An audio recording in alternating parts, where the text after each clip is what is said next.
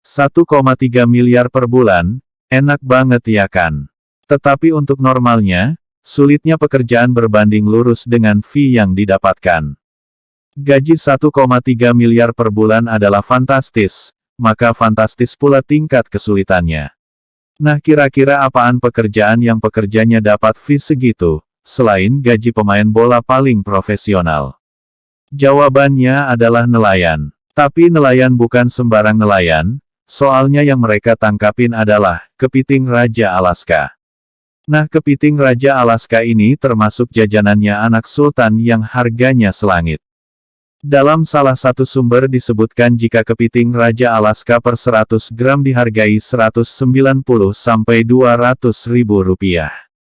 Untuk jenis Dungeness crab berkisar 1 sampai 1,2 juta rupiah per kilo dan untuk menu Live King crab bisa dibanderol 4 juta rupiah per 2 kilogram.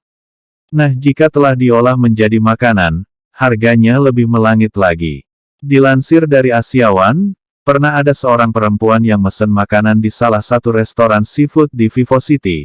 Ia mesti bayar $600 Singapura atau kurang lebih 6,3 juta rupiah untuk 3 kepiting Alaska yang baru dilahapnya. Di lain tempat, salah seorang pengunjung restoran seafood di Georgetown, membayar 5,1 juta rupiah untuk 2,2 kilo kepiting Alaska yang dipesannya. Mengapa kepiting ini sangat mahal?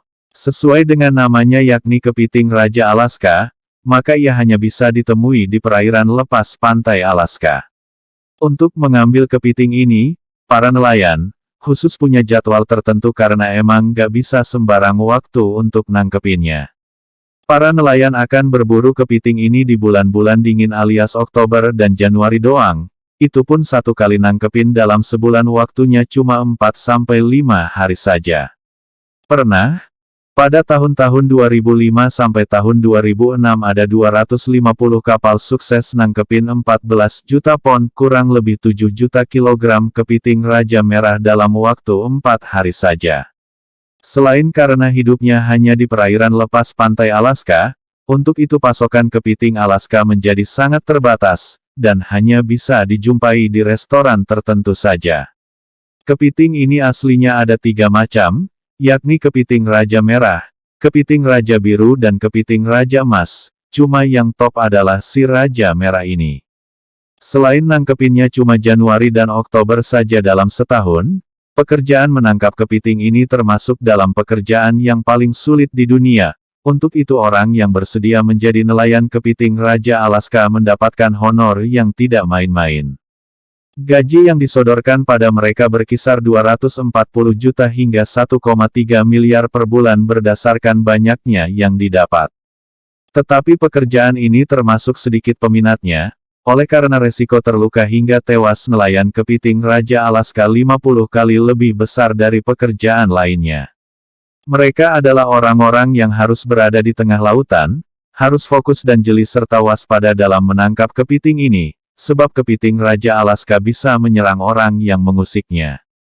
Suhu di atas laut tempatnya bekerja di bawah 0 derajat Celcius, dan mereka harus tetap berada di sana selama 20 jam per harinya.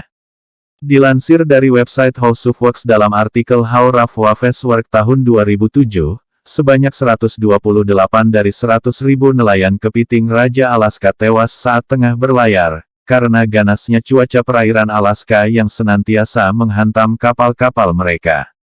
Januari dan Oktober adalah musim-musim dingin dan cuaca ekstrim menyebabkan ombak-ombak laut mengamuk, serta petir, badai, bongkahan es, serta hujan lebat menerpa nelayan ini.